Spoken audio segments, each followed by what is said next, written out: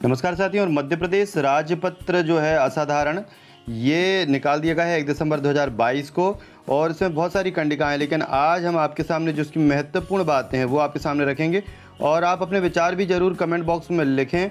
धीरे धीरे हम राजपत्र की जितनी भी जानकारियां हैं, जितने भी नियम हैं वो हम आपको बताएंगे, लेकिन अभी जो मुख्य बातें सामने आ रही हैं वो हम आपको बताते हैं। और आप अपने विचार कमेंट बॉक्स में ज़रूर लिखें, जो इसमें परिवर्तन हुआ है, संशोधन हुए हैं, वे सही हैं या नहीं। तो सबसे पहला जो इसमें संशोधन हुआ है, मुख्य बिंदु जो है वो ये है कि शिक्षक जो पात्रता परीक्षा 2018 एवं उसके बाद की परीक्षाओं की वैधता आजीवन मान्य की गई है। तो एक महत्वपूर्ण बात यही है इसमें कि जो 2018 एवं उसके बाद की परीक्षाएं जो देते हैं तो वो परीक्षाएं आजीवन मान्य की गई हैं। लेकिन इसमें दूसरी जो समस्या जुड़ गई है वो ये है, आप पढ़ लें कि शिक्षक पात्रता परीक्षा की वैधता आजीवन होने के बाद भर्ती के लिए अलग से शिक्षक चयन परीक्षा का आयोजन किया जाएगा। यानी आपको सबसे पहले जैसे एग्ज़ाम तो निकालना ही है, पात्रता निकालनी है, उसके बाद जब आप चयन होगा और चयनित होंगे उसके लिए आपको अलग से एक एग्ज़ाम देना पड़ेगा। तो शिक्षक पात्रता परीक्षा की वैधता आजीवन होने के बाद भर्ती के लिए अलग से शिक्षक चयन परीक्षा का आयोजन किया जाएगा, जिसमें पात्रता परीक्षा उत्तीर्ण अभ्यर्थी आवेदन करने के लिए योग्य होंगे। तो इसमें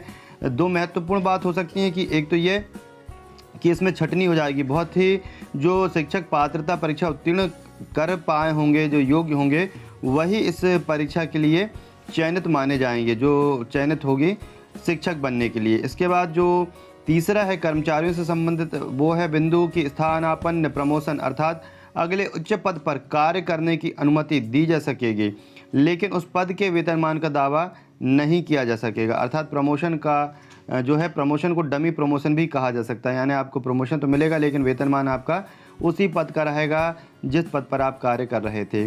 फिर नंबर 4 जो है, शिक्षक पात्रता परीक्षा विषय आधारित रहेगी। उसके बाद उत्तीर्ण अभ्यर्थी विषय के आधार पर संबंधित विषय के शिक्षक चयन परीक्षा में शामिल हो सकेंगे।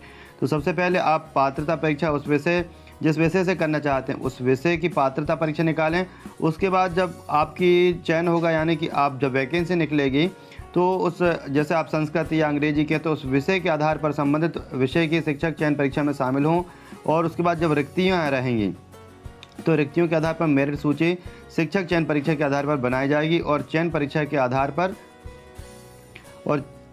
चयन परीक्षा के आधार पर भर्तियों में नियुक्तियां की जा सकेंगी। पात्रता परीक्षा केवल और केवल शिक्षक चयन परीक्षा में शामिल होने के लिए एक योग्यता मात्र रह जाएगी। इसके बाद जो है, समय समय पर जारी ईडब्ल्यूएस आरक्षण नियम के अंतर्गत ईडब्ल्यूएस अभ्यर्थियों के लिए भी पात्रता परीक्षा में क्वालिफाई मार्क्स 50% लागू किए गए हैं। तो जिस प्रकार अन्य वर्गों के लिए जो आरक्षण नियम के तहत अंकों में छूट मिलती है, उसी प्रकार ईडब्ल्यूएस वालों को भी मिलेंगी। तो इस प्रकार की महत्वपूर्ण जानकारी के लिए यदि अभी तक चैनल को सब्सक्राइब नहीं किया तो चैनल को सब्सक्राइब करें, वीडियो को लाइक शेयर करना भूलें।